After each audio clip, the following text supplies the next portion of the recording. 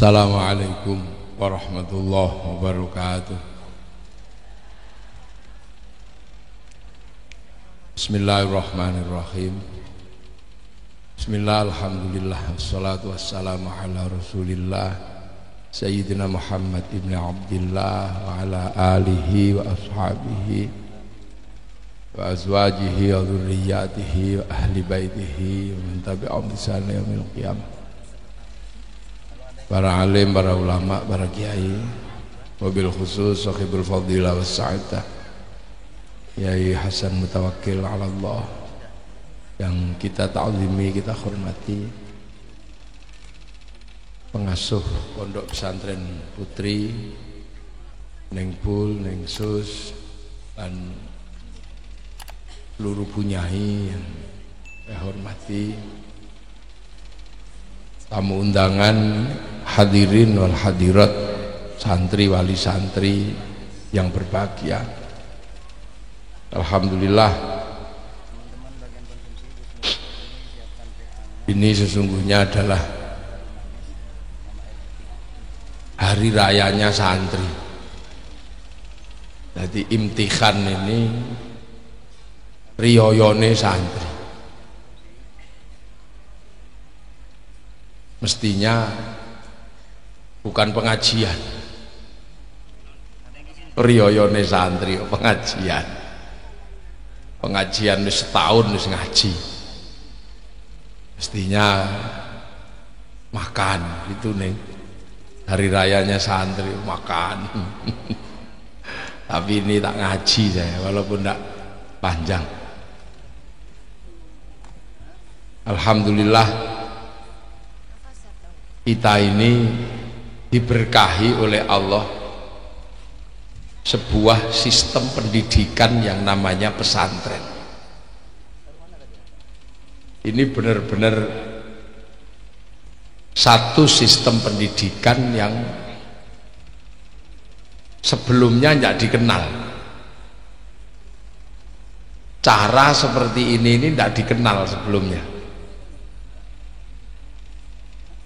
Ini hanya dikenal di Nusantara, terutama di Jawa.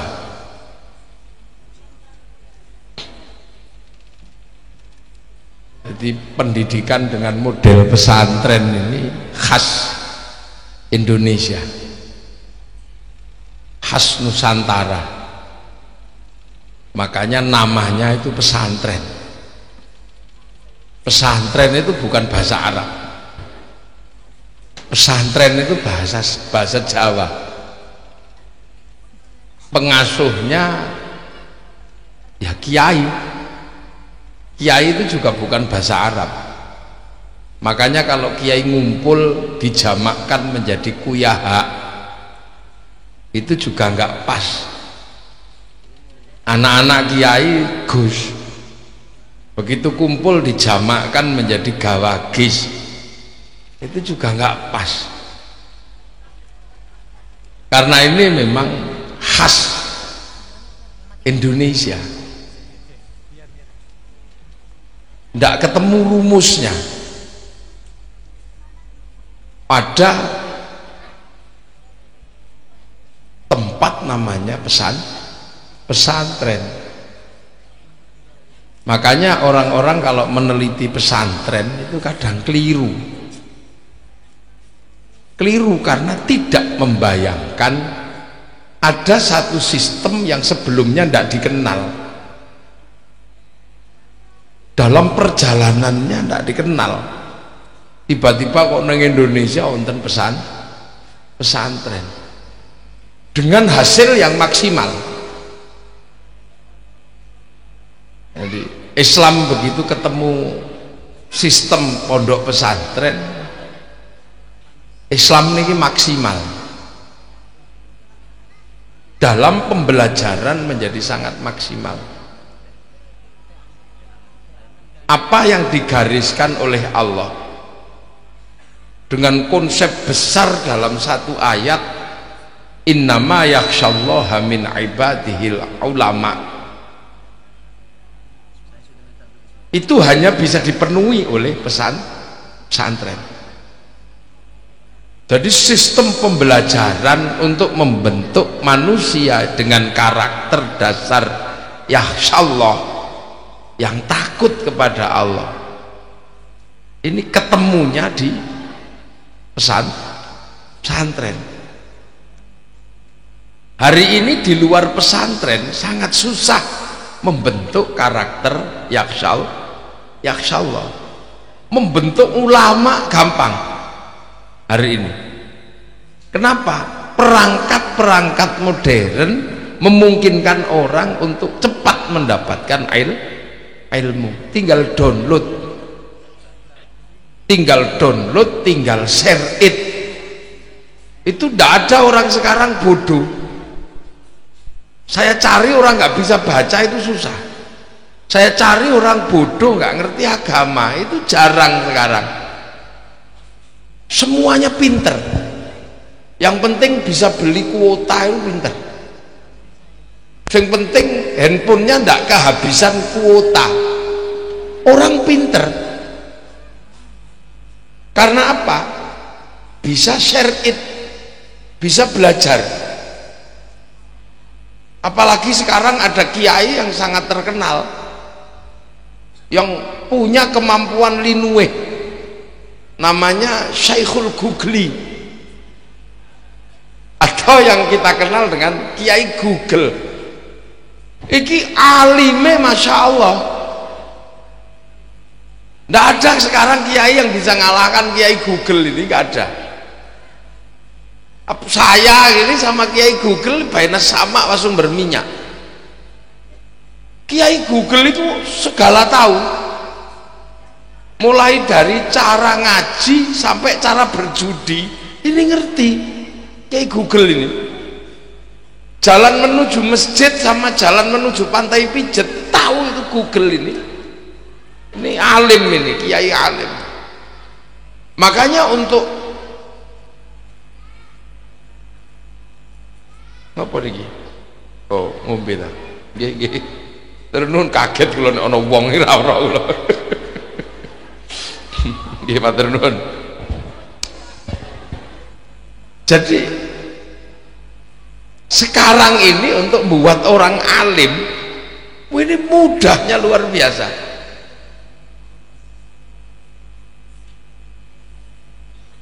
Orang alim gampang.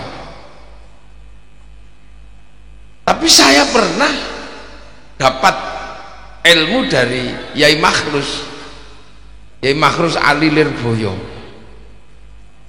Waktu Yai Makhrus itu kedatangan seorang peneliti Islam yang sangat alim, namanya Sidney John. Sidney John itu hafal Quran, hafal Bukhari Muslim, Alfiyah Kualik ya hafal.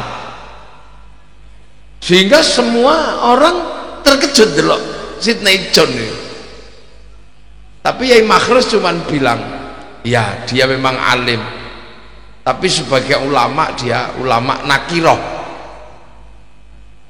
Apa itu ulama nakiroh? Ulama nakiroh itu ulama yang tidak yakhsyallah, tidak takut sama Allah, karena dia bukan orang Islam tapi alim, dia Islamolog, ahli Islam.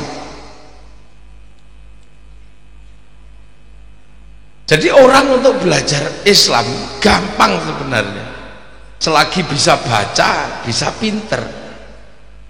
Makanya sekarang ya kita lihatlah banyak sekali orang-orang yang pinter, apalagi pilpres ini orang pinter semua bisa share it, bisa download.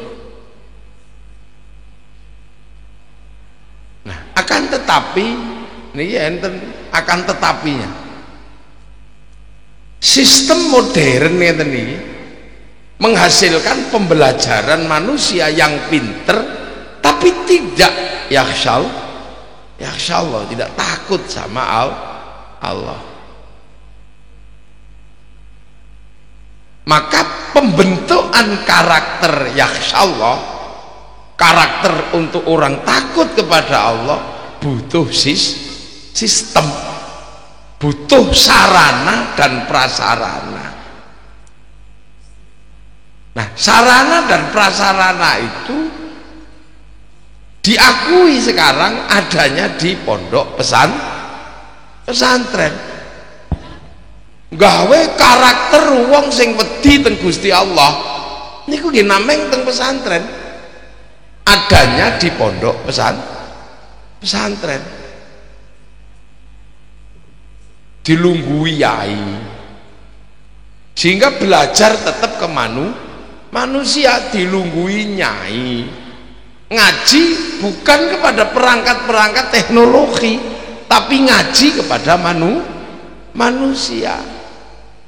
Sing ilmune talaki, tersambung kepada Rasulullah. Nah, bedanya di mana? Orang itu kalau belajar kepada manusia, berhadapan dengan guru, orang itu akan punya perasaan menghormati guru. Artinya orang berilmu punya akhlak. Apalagi di pondok pesantren diajarkan kitab ta'limul muta'allim, nyawang guru, berjalan di samping guru, megang kitab aja ndak ada sing kewer-kewer gini kalau di pondok. Lah belajar dengan teknologi nganggo handphone iso karo ngising, duduk di WC itu bisa belajar, bahkan bisa menyebarkan ilmu di atas WC, bisa plung gitu, sebar share it, bisa olok-olok orang apa bisa. Nah, itu bedanya. Di pesantren anak diajarkan untuk setiap hari membagi rindu keluarga, rindu ilmu. Apalagi kalau pondok pesantrennya masih gudikan, apalagi pondoknya ini masih gudikan, masih wah gitu, itu masih ya memang pondok mestinya begitu. Makanya nih kalau bisa santrinya biarkan gudikan enggak apa-apa. Kenapa? Ilmu ini butuh kontrol yang namanya kesabaran. Lu santri itu nek gudikan tanpa diajarkan kalimat sabar, lu otomatis menjadi santri yang sabar. Lu gudikan gini, kukur sabar, pelentingi satu-satu, sabar. Jauh dari orang tua, sabar. Diteki koncone, sabar. Arep adus gitu santri putri odol hilang, ternyata didisiki santri liyane. Kadang jilbab mau dipakai santri putri, jilbabnya hilang. Bahkan mungkin pembalut mau dipakai bisa hilang. Itu di pesantren itu menghasilkan sesuatu pergumulan yang menghasilkan kesabaran. Tadi santri tidak perlu diulangi sabar adalah, kalau tidak ada santri dari sabar adalah mesti langsung sabar. Dak-idakan karo konco, kadang sama guru diselentik kupinge, apa menghasilkan kesabaran. Jadi sistem pesantren itu menghasilkan manusia yang tanpa diajarkan teori bisa langsung praktek. Loh, makanya sekarang lama-lama orang juga sadar ternyata jawaban orang punya ilmu yang tetap punya yakhsyallah itu pesantren. Makanya sekarang orang-orang berlomba-lomba bikin pesantren. Makanya banyak sekali pondok pesantren. Dulu yang mengatakan, waktu dulu zaman Islam ini mundur, seorang doktor mengatakan, limadza ta'akhkharal muslimun wa taqaddamal akharun. Kenapa yang lain maju dan kita mundur? Mereka mengatakan karena ada kiai dan pondok pesantren. Ternyata orang-orang kayak gitu sekarang bikin pesantren, cuman istilahnya boarding school biasanya ini boarding school. Ada yang mengatakan sekarang misalnya waktu pemerintah mencanangkan full day school, pesantren ini rada gumun. Kok ada full day school sementara pesantren sudah full time school? Tadi pesantren udah lebih maju. Makanya sekarang banyak orang nyontoh pesantren. Bahkan dulu yang anti kiai sekarang mau disebut kiai. Makanya banyak sekali kiai-kiai baru. Dulu ustadz biasanya, sekarang semuanya kiai. Udah tren sekarang. Pondok pesantren. Kenapa?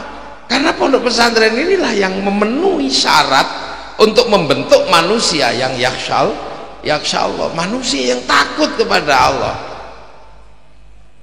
Nah, sistem ini dulu dari mana? Kok tiba-tiba adanya di Indonesia? Nah, sistem ini karena waktu itu Islam ketemu dengan agama Hindu. Nah, Hindu itu yang boleh ngurus agama namanya Brahmana.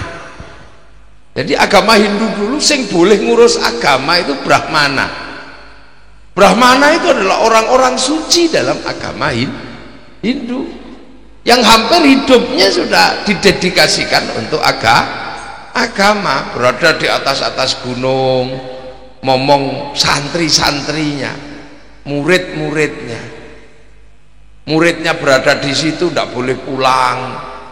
Muridnya diajari tirakat, puasa, diajari mutih, diajari apa, 24 jam dikontrol. Itu ada dalam tradisi Brahmana dulu di situ. 24 jam diajari puasa, diajari macam-macam tirakat,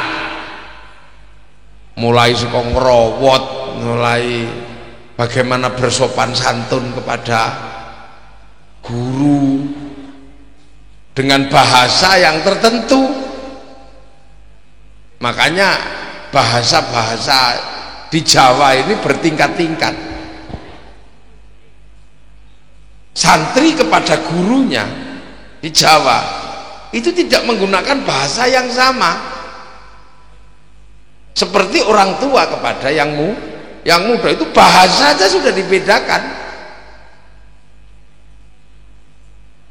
Kalau kita orang biasa apa wis turu pada gurunya nopo yai sampun sari ngisore titik nopo sampun tilem, dipanggil ya enggak kok itu ya enggak, menggunakan bahasa dalam jadi ada strukturnya.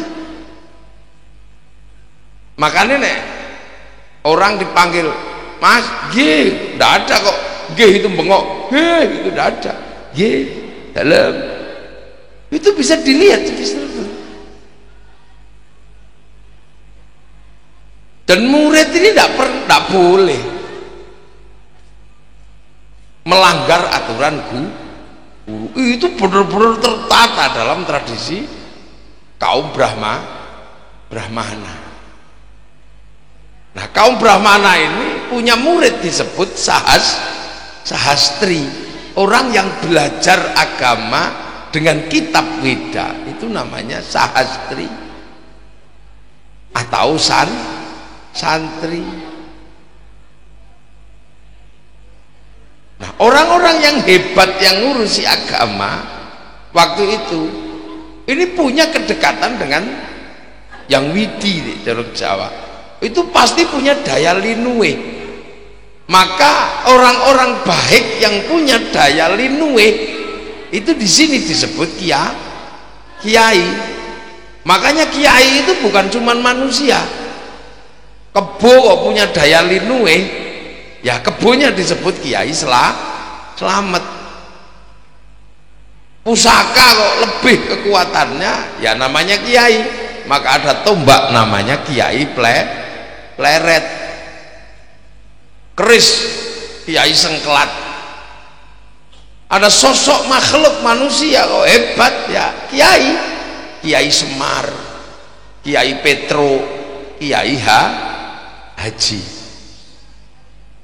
Loh, kedekatan dia kepada Sang Hyang menghasilkan ibadah namanya sembahyang. Loh, itu maka pesantren ini masih menggunakan istilah-istilah yang adanya hanya di Indonesia karena adaptasi. Santri ini sembahyang, pemimpinnya kiai, nyai yang perempuan, terus muridnya santri. Ini ada loh, makanya inilah yang namanya ulama dulu mampu mempertemukan. Nah, tradisi Brahmana itu dari mana? Kok iso gaduk sama Islam itu? Ini yang kadang butuh sekali lagi penelitian orang-orang alim.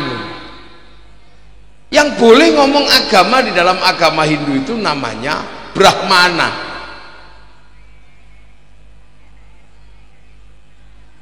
Kenapa?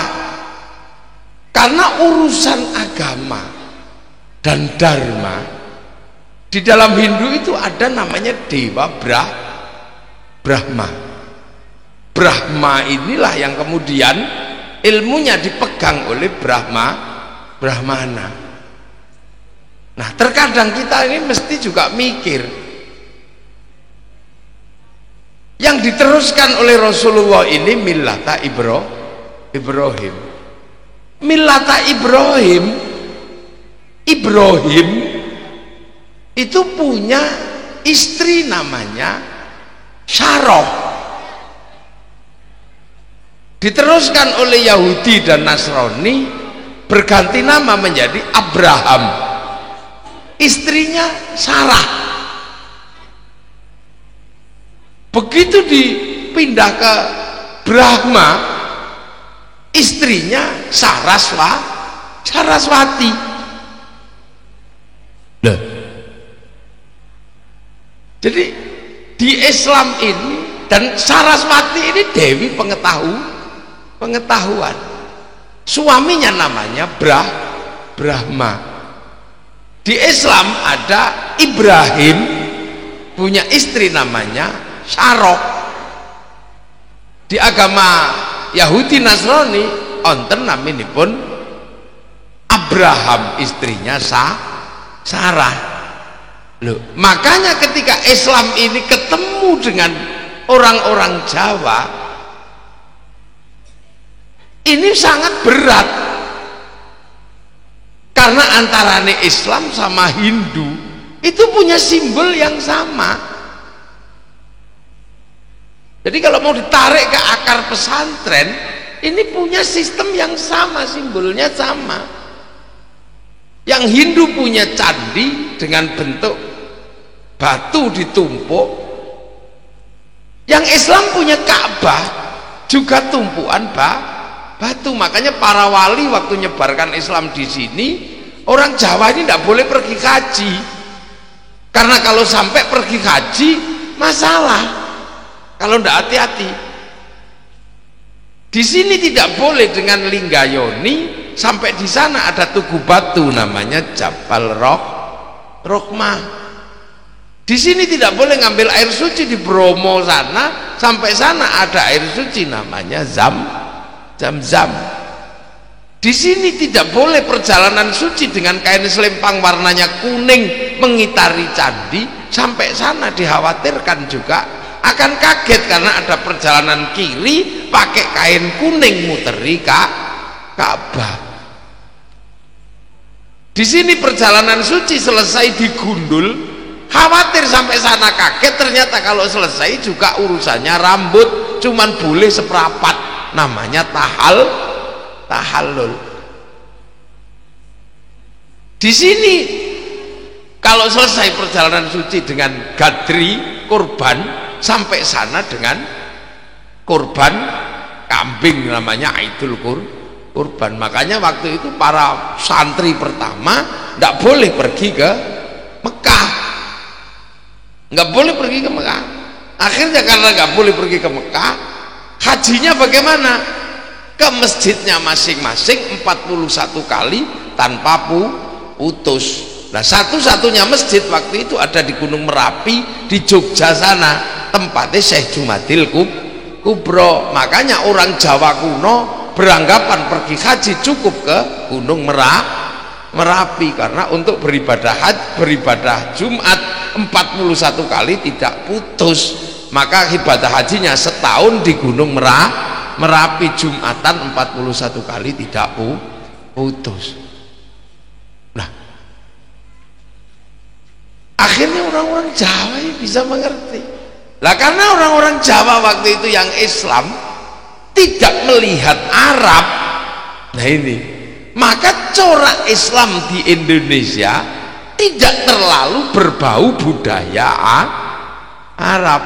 Jadi makanya pondok pesantren ini sih modelnya ilmunya Arab semua, karena yang datang adalah ulama. Tapi karena tidak pergi ke sana, maka tidak melihat Arab. Hasilnya apa? Tipologi santri di Indonesia modelnya model Nusantara. Loh, ini yang kadang orang ya pakai sarung.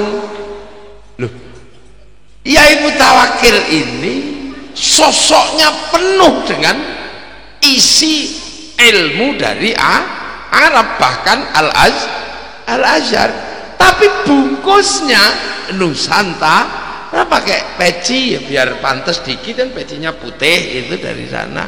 Sarungnya lokal, bajunya ya lokal, paling 150.000 ya, ini boleh. Iya loh, ini makanya kadang kalau orang,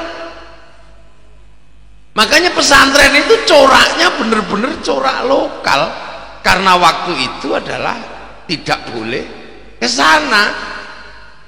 Nah, corak-corak sana ini masuk kalau waktu orang Indonesia bisa pergi haji, baru melihat oh sini, apalagi dengan pengaruh film Wali Songo itu yang belubel itu, jadi berpengaruh.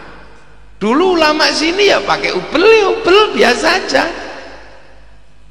bahkan corak-corak ubelnya ini ubel-ubel model India, model Yaman. Nah, ini makanya orang kalau nggak ngelihat ini, nah makanya santri misalnya kayak tidak tahu kalau di sini di Lirboyo itu pakai peci putih nggak boleh santri, karena khawatir nanti jangan-jangan lupa pangkatnya, merasa sudah kiai padahal masih santri. Nah, itu kebalikan hari ini, di mana-mana orang dipakai baju Arab, baju sana, sementara belum diisi apa akhirnya banyak sekali yang waktu diisi nggak bisa masuk karena buntelnya udah terlalu rapat. Nah, ini yang terjadi. Tapi bagi perempuan ya tutupnya begini nih, ya nggak pakai matanya ditutupi juga enggak, ya biasa aja begini. Nah, itu santri. Apalagi yang bangun pesantren dulu ngadepi Brahmana. Nah, inilah.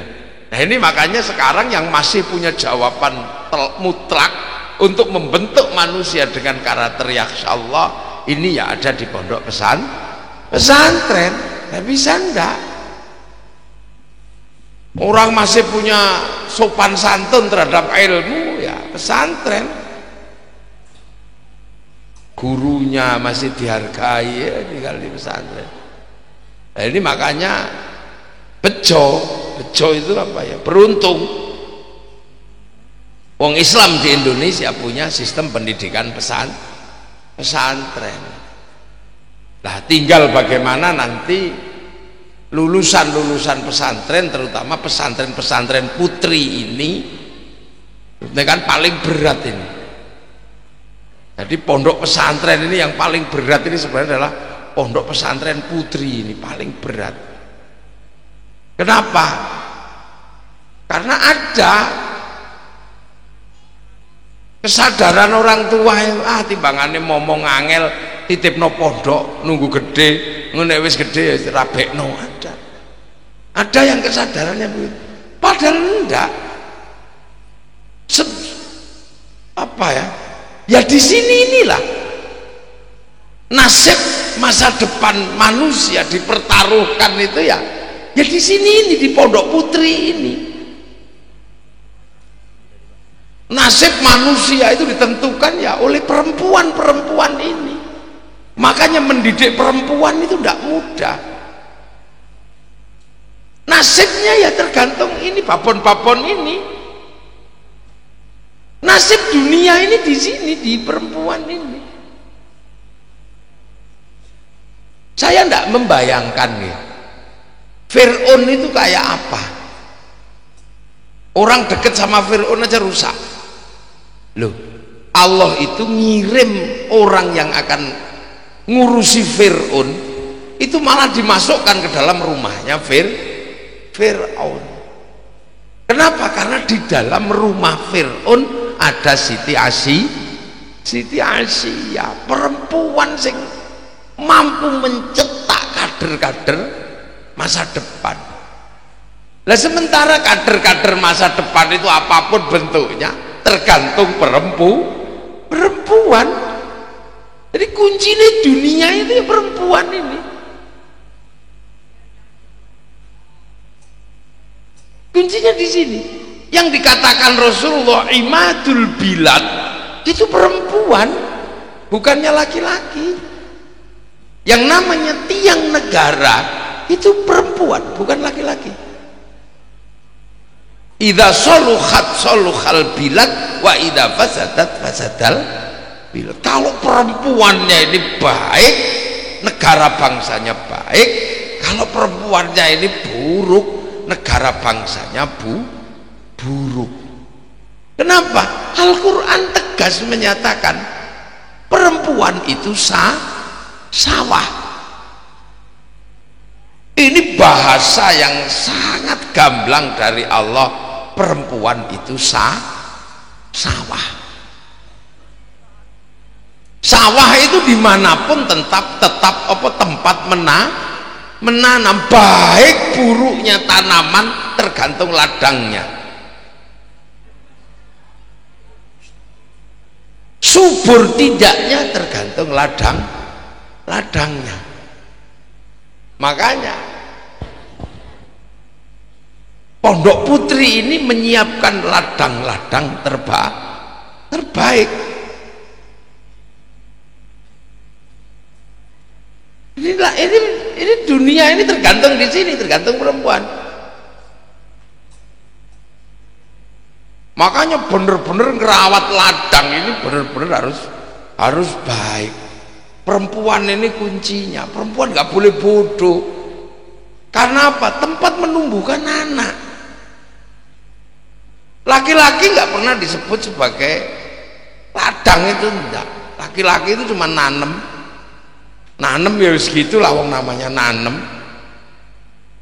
Ya enggak ada nanem terus di dalam sawah kan enggak. Setelah nanem ya pergi. Makanya saya waktu masih belum nikah itu, saya diminta sama kiai saya untuk buka kitab Ukudulujen. Saya disuruh buka. Nah, lama saya ngaji dari berhari-hari berbulan itu sampai katam. Nah, ada satu yang saya tanya waktu itu karena ini rada muskil. Ada ja'arajulun ila Umar bin Khattab. Jadi datang seorang laki-laki kepada Sayyidina Umar. Saya tanya, ini laki-laki ini siapa? Ternyata dijawab sama kiai saya, Abu Dzar Al-Ghifari, laki-laki yang datang ke Sayyidina Umar. Dan di situ diceritakan Abu Dzar ini ternyata punya masalah keluarga. Abu Dzar ini panglima perang, kepala suku, kaya, ganteng, teman curhat Rasulullah. Tidak kurang sebagai laki-laki, tapi punya masalah keluarga. Apa? Kaya, ganteng, kelahi menangan, panglima perang, tapi masalahnya satu, punya istri itu cerewetnya luar biasa. Itu tidak ada benernya Abu Dzar ini. Jadi sehari itu kalau nggak ngomel katanya sariawan lah kalau gitu. Perempuannya ini sampai Abu Dzar ini tidak kuat. Kurang apa aku ini? Udah kaya, ganteng, kuat, punya istri satu aja, kok cerewetnya kayak gini, awas nih, tak tukar tambah aja. Nah, tapi sebelum ditukar tambah, Sayyidina Umar ini kepikiran. Pak Abu Dzar ini kepikiran Sayyidina Umar. Kayaknya sebelum ini tak tukar tambah, saya mesti curhat dulu ke Sayyidina Umar. Karena Sayyidina Umar mesti ngerti caranya menaklukkan perempuan cerewet kayak begini. Sebab apa? Sayyidina Umar ini kan terkenal orang paling keras. Sayyidina Umar ini nggak pernah tersenyum. Orangnya serius, metot gini tuh, alisnya gadok, nggak pernah senyum. Kalau ngaji itu orang nggak mau dengar. Bismillahirrahmanirrahim, alhamdulillahirabbil alamin. Ini Sayyidina Umar, nggak, orang takut dengernya. Nah kalau sahabat yang lain agak lembut, Bismillahirrahmanirrahim. Ini Sayyidina Utsman. Kalau Sayyidina Umar keras. Kalau khutbah itu nggak ada orang berani dengar karena pedangnya ditarik. Ittaqullah, ittaqullah. Ngomong keras semua. Sampai Sayyidina Ali itu nadar, orang kerasnya kayak begini, kalau nanti mati ditanya malaikat mungkar nakir jawabnya apa? Makanya waktu Sayyidina Umar itu meninggal, kuburannya dikuping sama Sayyidina Ali. Karena wali sama keramatnya ya dengar. Assalamualaikum, salam. Siapa itu? Mungkar nakir ya Umar. Ada apa? Mau nanya ya Umar. Nanya apa? Marobuka. Ya Allah, apalagi? Udah, itu aja nggak jadi. Terus itu orang kerasnya kayak gitu, nggak ada yang ditakuti. Makanya Abu Dzar ini membayangkan kira-kira nih orang sekeras itu pasti ngerti caranya menaklukkan perempuan cerewet. Sowan Abu Dzar sore-sore ini ke dalam rumahnya, nggak taunya apa, baru mau nodok pintu. Di dalam rumahnya Sayyidina Umar ada suara perempuan ngomel. Ternyata Sayyidina Umar lagi diomeli sama Bunyai Atiqah. Sayyidina Umar cuman diem ini aja, nggak ngomong. Abu Dzar mate. Nah setelah selesai ngomel, Abu Dzar duduk pintu. Assalamualaikum. Salam. Siapa itu? Abu Dzar ya Umar. Ada apa? Oh bukan Abu, ada apa, ada apa? Gak jadi, sama saja. Prasido doae, sama saja gak jadi. Dan ternyata Sayyidina Umar ya diomeli. Terus Sayyidina Umar ditanya sama Abu Dzar, ya Umar, apa Kang Abu? Sampean kok kuat diomeli istrimu begitu? Padahal tadi kesini aku mau curhat, istriku itu cerewetnya luar biasa. Kamu kok kuat ya Umar? Jawab Sayyidina Umar cuma satu. Abu Dzar, kamu sudah dengar istriku memang cerewetnya luar biasa. Tapi kamu harus tahu, cerewetnya dan suka marahnya itu tidak sebanding dengan kasih sayangnya pada anak-anak dan keluarga. Itu coba nih jawabannya, iya kok radio bejat, itu dicakar ya. Karena kasih sayangnya pada anak dan keluarga, maka aku ikhlas untuk diomeli istriku seperti itu. Oh gitu ya, gak jadi kalau gitu aku mau pulang. Kenapa? Aku tadi juga mau curhat istriku cerewet. Nah Setelah itu sama kiai saya diemeling, kamu nanti kalau pengen dunia itu tentrem dengan laki-laki yang punya keturunan-keturunan yang hebat, contoh Sayyidina Umar. Maksudnya gimana Kiai? Ya contoh, kalau diomeli istri jangan bales. Mate saya. Ini saya terkenal laki-laki gagah, masuk diomeli istri. Ya cuman gitu. Terus tak cerna betul ini, kira-kira apa maunya. Kok kalau pengen keturunan hebat ini. Nah satu ketika saya jadi ingat, oh ternyata bener, perempuan itu sawah itu untuk nanam. Kalau ditanemi itu sawah itu nggak boleh dibakar, karena kalau sawah ditanami dan dibakar tanamannya mati.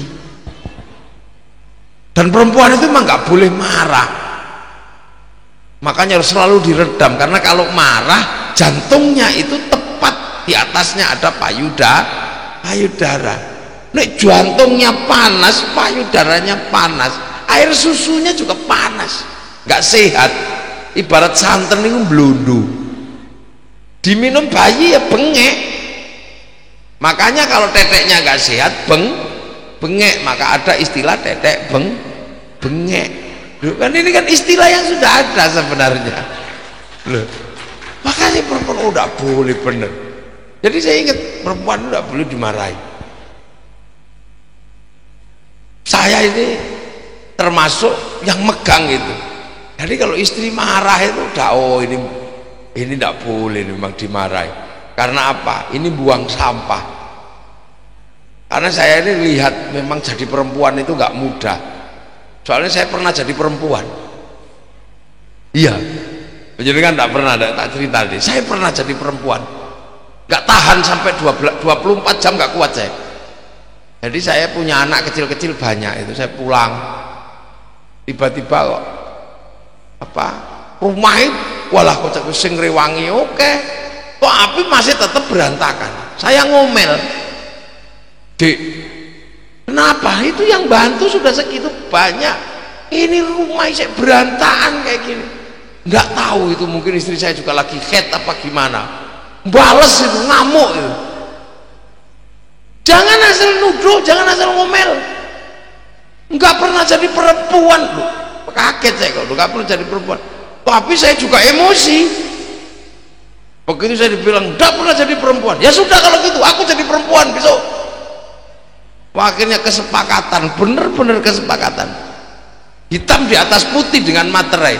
Saya mau jadi perempuan 24 jam. Iya, tanda tangan pakai materai. Ini kalau nggak saya udah belum bulan, makanya saya bisa ngomong kayak begini.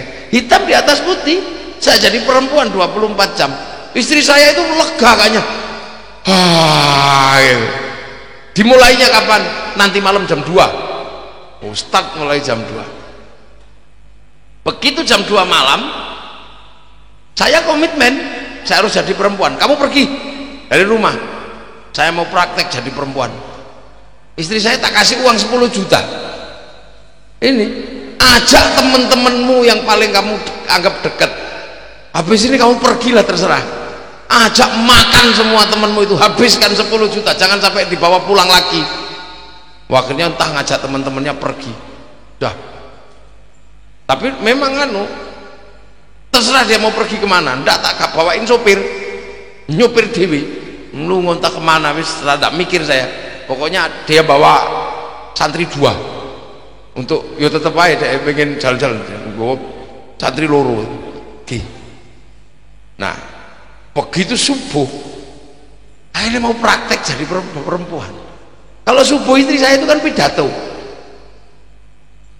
sudah sih, dipidato nih anak itu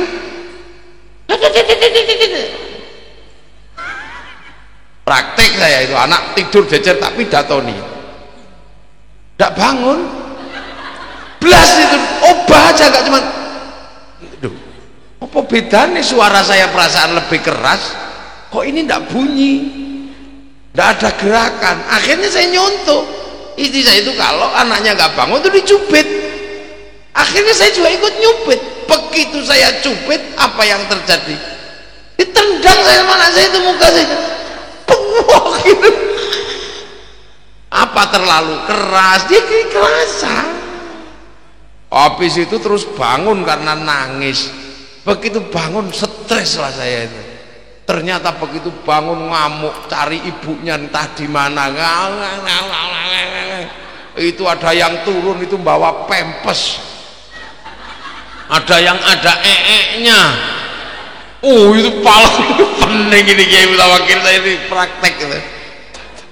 Ya Allah, oh sambil nangis ini nih, tapi saya tangani, mencontoh aja, dah saya bersihkan, masukin kamar mandi, semproti satu-satu, duduk cecer, kebiasaannya semproti.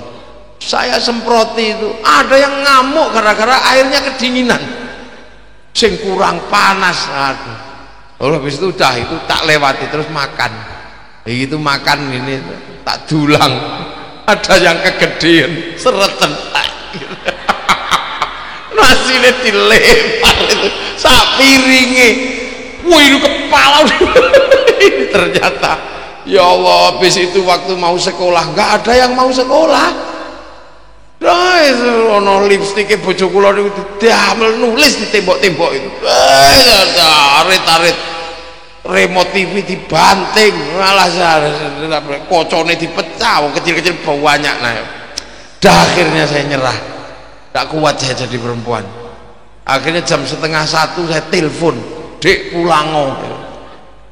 Ternyata apa? Sudah di samping rumah, karena wis ngerti saya nggak mungkin kuat. Dari samping rumah datang itu kayak menang gitu.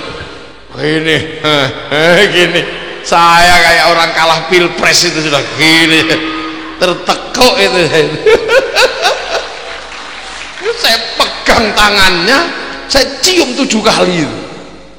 Selama ini aku keliru, aku mohon maaf. Oh gitu aja man. Ya Allah, ternyata sawah itu berat makanya. Jadi sebenarnya kalau istri ngomel itu tak pikir itu tempat lagi buang sampah. Kalau istri kok ngomel itu lagi buang sampah. Nah laki-laki itu tempat sampah. Maka para laki yang ada di sini ngerti perempuan itu kalau buang sampah, karena ini sawah, dan sawah itu memang harus dibersihkan. Sawah itu nggak boleh kotor, memang tumbuhannya harus selalu dibersihkan, ya nggak berguna itu. Saya baru ngerti, makanya laki-laki itu harus kasih uang pada perempuan untuk beli lipstik, untuk beli baju, untuk berdandan, karena memang sawah tidak boleh kotor, harus bersih. Dan sawah itu harus selalu selalu hijau, selalu basah, tidak boleh kering, harus subur. Maka perempuan itu harus dikasih uang. Iya, itu memang ini ya Mutawakil, itu memang perempuan itu tidak boleh nggak pegang uang, karena kalau perempuan itu nggak pegang uang, emosinya nggak terkontrol. Iya. Jadi semenjak itu saya terus udahlah, saya nggak pernah pegang uang sama sekali, nyoh gitu. Saya nggak tahu tuh duitnya itu berapa juga nggak ngerti, saya juga nggak pernah tahu, lihat uang saya itu nggak pernah, nyoh. Makanya perempuan harus dikasih uang itu karena ini sawah dan tidak boleh dibikin emosi. Makanya mencetak perempuan-perempuan yang akan menjadi tiang negara ini tidak mudah. Pondok pesantren putri ini benar-benar harus mempersiapkan diri, calon-calon mesin tetasnya ini perempuan yang untuk membuat ini. Makanya saya terlalu udah deh, satu ketika saya ini pernah punya pengalaman, hampir aja kalau enggak saya yang pinter mungkin minta cerai kayaknya istri saya itu, saking emosinya. Jadi gara-gara habis subuh tak suruh dandan yang cantik, Dik, dandan yang cantik, karena besok jam 9 pernikahan santri, ojo ngasih bunyai kalah ayu karo santri nih. Habis sholat subuh dandan itu sampai jam 7 pagi. Begitu jam 7 pagi selesai acara, selesai ngaji, tak ajak pergi. Memang ketoknya ayu tenan dandan. Belum pernah lihat saya istri saya cantik itu. Iya, loh iya, ini tak suruh dandan. Setelah itu Berangkat kita bawa anaknya yang paling kecil, di sebelah ini supir yang nyupiri santri namanya Arifin, kita akan detail. Tiba-tiba berjalan itu baru 3 kilo ada lampu merah. Begitu ada lampu merah, ternyata di seberang jalan sana, di lampu merah yang ngadep ke saya, ini ada perempuan cantiknya luar biasa di dalam mobil. Di dalam mobil sebelah sana ada perempuan cantik, rambutnya merah, kacamatanya yang bun-bunan. Ini mulut refleks, Pin ayu nih Pin, masya Allah. Iku perempuan, coba itu wayu Pin, namanya Arifin. Saya itu lupa kalau di belakang ini ada istri saya. Seketika itu ya Allah, saya dicubit di sini nih. Itu 3 tahun yang lalu itu, sekarang sakitnya masih kerasa di sini. Wah, sambil nangis, dandan aku yang dari tadi dandan nggak dipuji. Itu sekali lihat perempuan berkelebat aja kelihatan, dasar mata laki-laki. Oh, untung udah bilang dasar mata kiai, dasar mata laki-laki. Wah, tahu abang ngamuk. Saya mau bilang enggak dek, ya enggak mungkin dong, saya udah ngomong. Saya ini pengalaman itu, tapi saya cuman inget ini harus saya redam ini marahnya ini. Kalau enggak bahaya bisa pulangkan saja aku pada ibuku, bisa gitu bubar saya ini. Akhirnya saya ini mau ngomong apa, enggak bisa ngomong, wong ininya sakitnya luar biasa. Sambil ininya nyakar-nyakar coba. Saya nengok ke belakang sekelebat itu udah alisnya udah ngelewer gini, udah wah hilang dandane itu. Terus saya nggak, ya antara menyesal dan ini udah nggak ngerti saya mesti ngomong apa. Akhirnya saya tata nafas karena saya pernah belajar mantek dan balaghah. Saya harus menggunakan kalimat seefisien mungkin ini. Akhirnya saking kerasnya saya langsung ngomong, dasar mata laki-laki, perempuan sudah tersembunyi masih lihat. Saya langsung keluar gagahnya, iya aku laki-laki, terserah kamu mau sebut brengsek, mau sebut mata laki-laki, terserah, tapi aku kalau melihat perempuan cantik walaupun tersembunyi, aku pasti bisa melihatnya.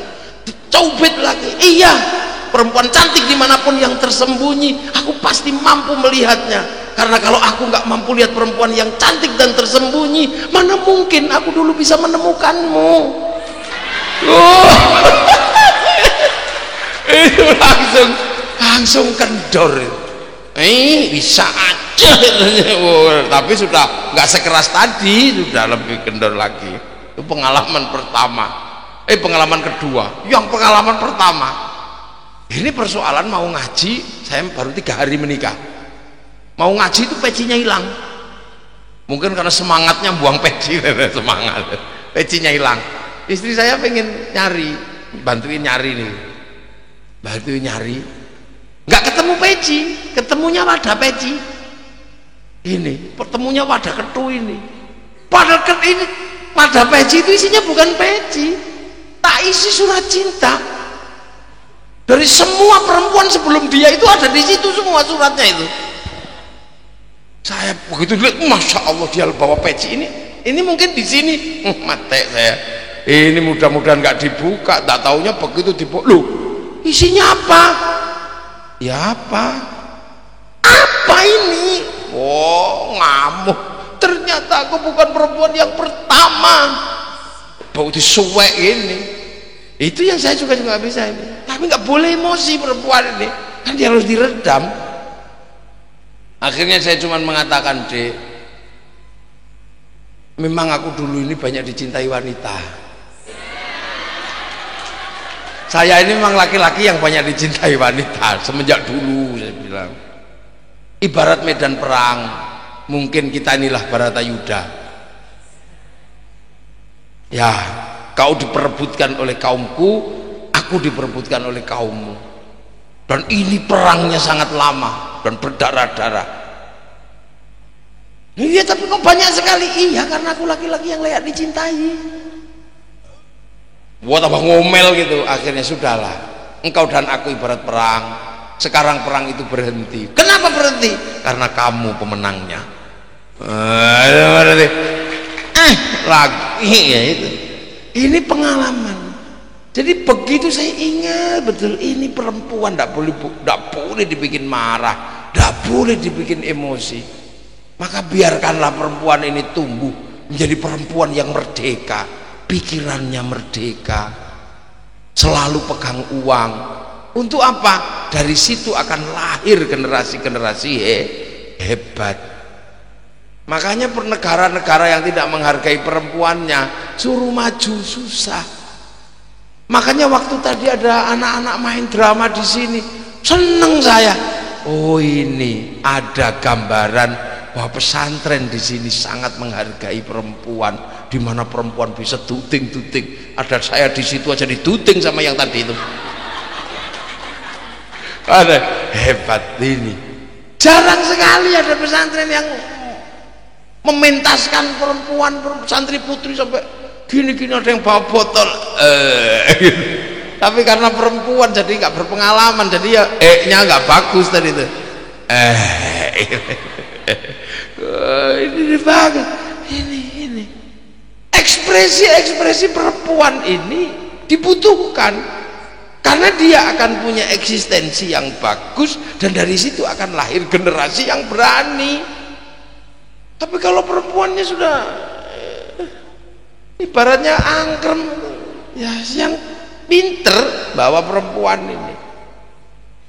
Dan tidak boleh bodoh. Perempuan harus menguasai cerita-cerita kepahlawanan. Jangan seumur-umur ceritanya santri nyolong kancil nyolong timun itu aja, jangan. Kenalkan dengan sejarah para kesatria, sejarah para sahabat, biar dia bisa bercerita kepada anak-anaknya. Makanya perempuan itu dibikin cerewet agar anaknya bisa ngomong dari kecil. Kalau ibunya cuma diem, anaknya ya longok gitu. Perempuan hamil harus dibikin sehat, kasih makanan yang bagus agar nanti anaknya lahir sehat. Kalau perempuan hamil udah makanannya nggak sehat, pikirannya nggak tenang, ya anaknya autis. Makanya yai itu kalau punya istri, galak-galaknya luar biasa gitu. Lu jangan dikira yai itu juga istrinya juga singo. Nggak tahu kalau yang di depan sini, yang di tempat saya itu kalau sudah gitu. Saya cuma diem aja dari nanti berhenti sendiri. Betul kiai itu kalau istrinya ngomel ya langsung bodoh. Biasa. Makanya dulu ini perempuan, sejarah perempuan ini hebat semua. Putri Sayyidina Husain yang selamat dari pembantaian Karbala itu dikenal dengan nama Lady Sukainah. Itu ahli syair yang luar biasa hebat. Kalau sudah naik panggung baca puisi itu seluruh laki-laki cuma gini, tapi mau ngelamar gak ada yang berani, gak ada yang berani karena saking hebatnya. Dan ini loh beratnya sebenarnya pondok pesantren putri untuk mencetak orang-orang hebat yang kedepannya adalah menjadi penerus generasi. Karena hanya perempuan yang hebat yang mampu melahirkan anak-anak yang hebat. Makanya orang-orang Jawa dulu selalu bilang perempuan harus hebat dapur, sumur, kasur. Tapi oleh Belanda dibaca kebalik, ini penindasan terhadap perempuan. Dapur harus hebat perempuan. Kalau di dapur nggak hebat, ngertinya cuma masak gulai, keluarganya belum 3 tahun stroke sudah. Kalau gulai tok setiap hari, nanti harus benar-benar jago di dapur ini. Masak berbeda-beda. Setiap 41 hari siklusnya diganti. Setiap minggu begitu 41 hari Minggu atau hari Senin mulainya mesti beli apa? beli kunyit sekilo ke pasar apa 2 kilo, diparut, seluruh keluarganya dikasih minum minum kunyit. Untuk apa? Menangkal radikal bebas di dalam perut. Minggu berikutnya beli apa? Sirih merah. Sirih merah digodok, seluruh keluarganya dikasih. Itu yang akan mengobati seluruh luka dalam dan melancarkan peredaran darah. Minggu berikutnya belikan tempuyung, kumis kucing, kecibeling, suruh temuros, godok dijadikan satu, keluarganya dikasih satu gelas. Ini yang akan mengeluarkan seluruh racun dari dalam tubuh. Nah, setelah itu minggu berikutnya keluarganya dibelikan temulawak 5 kilo, diparut tuh satu gelas. Setelah dikasih makan temulawak, ndak usah nanya, batu pun kalau enak dimakan. Karena orang kalau temulawak sudah dimakan, dalam perutnya itu teduh, maka dia akan mampu pengen makan apa saja, enak dimakan. Loh, itu aja. Itu nanti rekamannya akan ada itu dicari. Itu ilmu dapur perempuan. Minggu pertama apa? Kunyit, beli 5 kilo gitu, pawarut, seluruh keluarga dikasih minum. Terus minggu berikutnya sirih merah, belikan, digodok, asih minum. Minggu berikutnya apa? Kumis kucing, kecibeling, tempuyung, suruh temuros, godok semua, kasih minum, racunnya keluar. Nah, setelah itu bersih dalam perutnya. Minggu berikutnya belikan temulawak 5 kilo, diparut, kasih minum semua. Itu kasih gatot ya doyan, kasih sendal di sayur doyan. Karena itu orang enak-enaknya makan. Loh, di dapur juga harus hebat, harus pinter mengelola keluarga melalui makanan. Di sumur ya harus pinter. Perempuan ngerti caranya mandi, ngerti caranya nyuci. Nggak ngerti caranya nyuci, ya suami nggak ngerti mana bedanya baju yang sudah suci, baju yang belum, cara bilasnya kayak apa, bagaimana mencuci sarung, mencuci baju sholat, itu berbeda.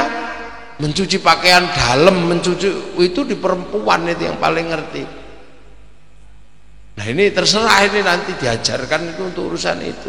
Urusan kasur harus pinter perempuan yang mampu mengelola kasurnya laki-laki. Kalau ngantuk ndak usah mas, ngantuk ndak usah datang ke sini, ngerokok dulu biar melek gitu, nanti sikatan.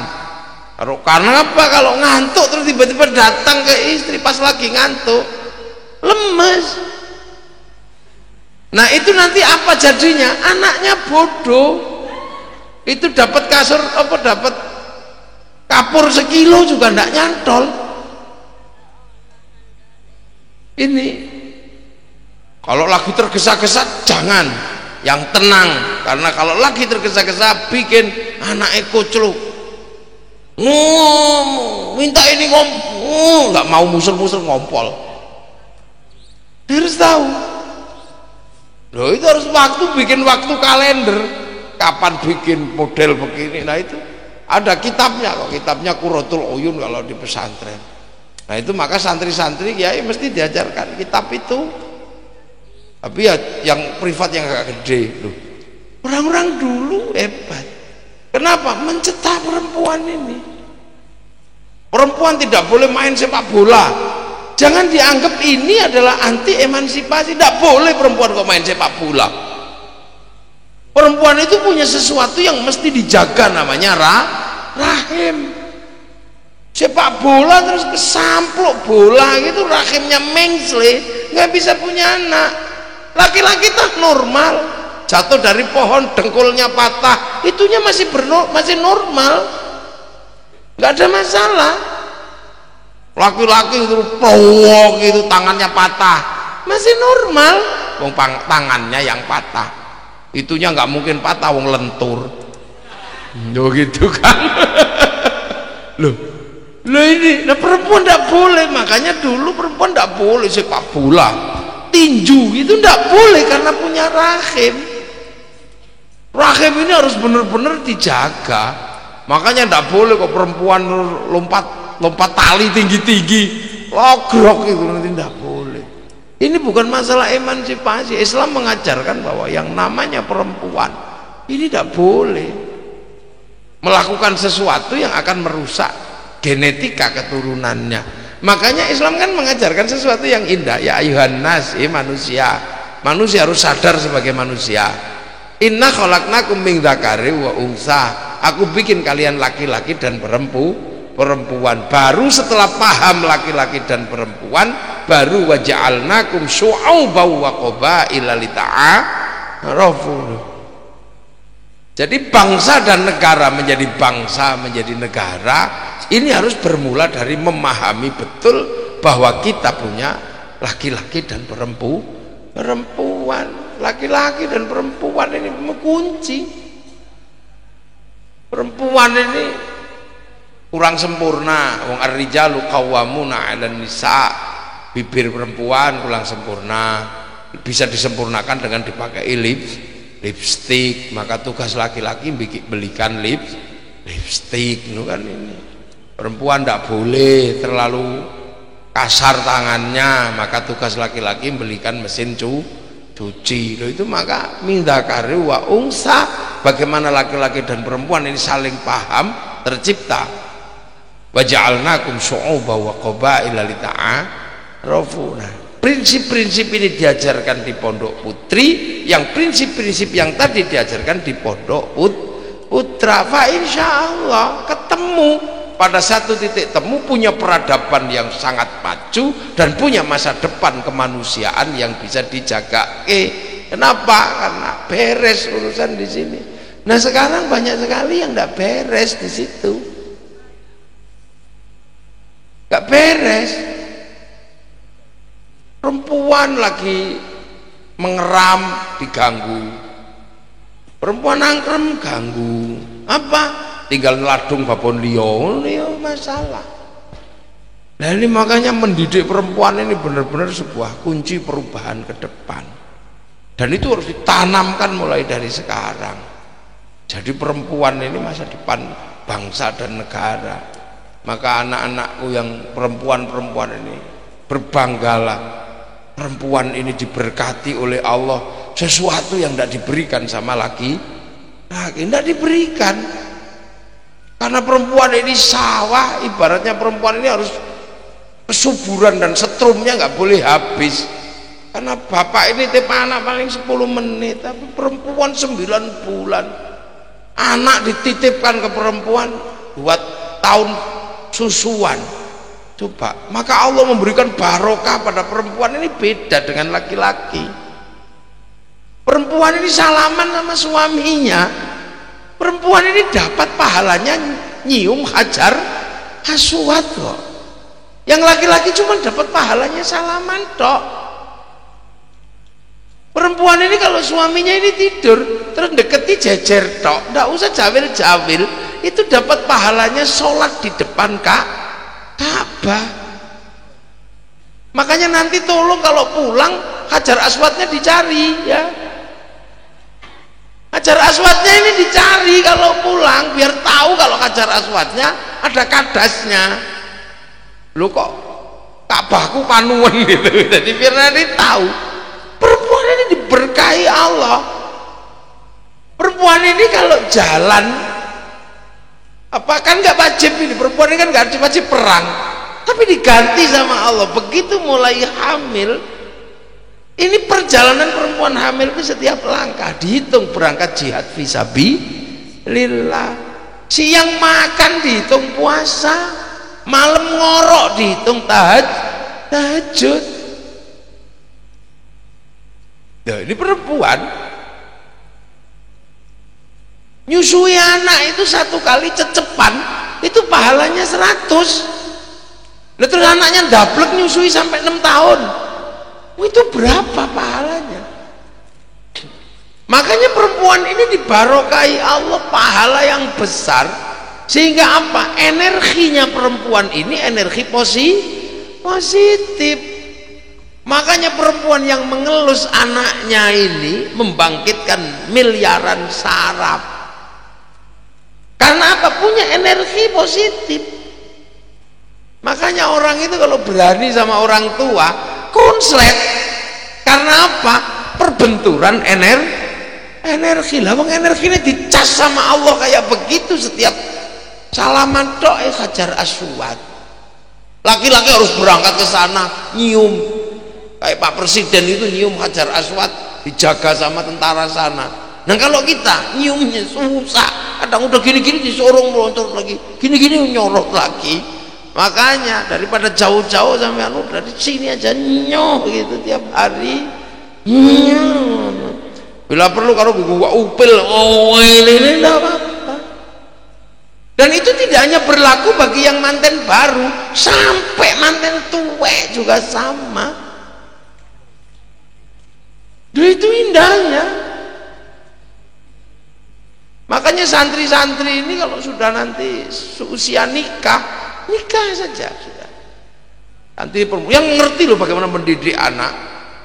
Nah itu. Jadi perempuan itu pahalanya luar biasa besar. Makanya waktu Gus Dur jadi presiden, Indonesia ini diancam perpecahan. Bagaimana Indonesia ini sana pengen pecah, sangat pengen pecah. Beberapa kiai sepuh istikharah. Hasilnya apa? Disuruh mencari perempuan yang anaknya paling banyak dan nanti disuruh minta doa. Saya kebagian mencari. Saya tanya data-data BKKBN itu, mana perempuan yang bolos lebih dari 2. Wadah Gus, banyak di Indonesia itu. Sampai berapa? Ada yang bolos sampai 26. Jadi ada perempuan itu anaknya 26. Satu perempuan. Ada yang punya anak 16. Saya datangi itu, saya kumpulkan satu-satu, saya ceritakan. 125 masuk sensus, yang masuk kriteria 75. Nenek-nenek ini, bawahnya. Mbah, tolong doakan agar Indonesia tidak pecah. Nah terus dungane gimana? Ya wis dongo, ya Allah muga-muga Indonesia tidak pecah, gitu aja. Akhirnya ada satu yang bantu itu, donga. Ya Allah, mudah-mudahan Indonesia tidak pecah ya Allah. Selamat dari disintegrasi. Belajar, akhirnya bisa. Habis itu tak ajak jalan-jalan ke Hong Kong, naik roller coaster. Sing perosotan itu karena giginya gigi palsu, ada ya ucul giginya. Ada yang susurnya nggak bisa lepas dari susurnya itu, ya bawa susur. Setelah kita minta doa seminggu itu, habis itu nggak ada lagi keinginan bangsa ini untuk pecah. Loh, betapa manjurnya doanya ibu yang anaknya banyak lah. Makanya sekarang jarang yang manjur dong. Suruh tahajud nggak mau, suruh hamil nggak mau. Ini perempuan Allah ngasih untuk apa? Agar perempuan tidak kehilangan setrum, karena perempuan ini power bank buat anaknya masing-masing. Nyubit ya barokah wong tahajud 9 bulan, puasa 9 bulan, cubitan perempuan tak rasakan. Anak saya dicubit sama istri saya sampai biru, itu cuma gitu. Saya baru nyentuh ditendang, coba itu terlihat di situ. Makanya sehari itu anak saya ini diomeli sama istri saya itu 50 kali per hari. Saya ini kadang datang sebagai dewa penyelamat, belikan coklat, dimarahi juga. Ngerti anaknya gigisen tuh karena coklat. Tapi yang heran itu kalau jam 9 malam kalau mau tidur nggak nyari saya, nyari mboknya. Itu yang kadang bikin saya cemburu. Ternyata bener lah, ini Allah ngasih pahala berlipat buat perempuan. Untuk apa? Disalurkan kepada anak.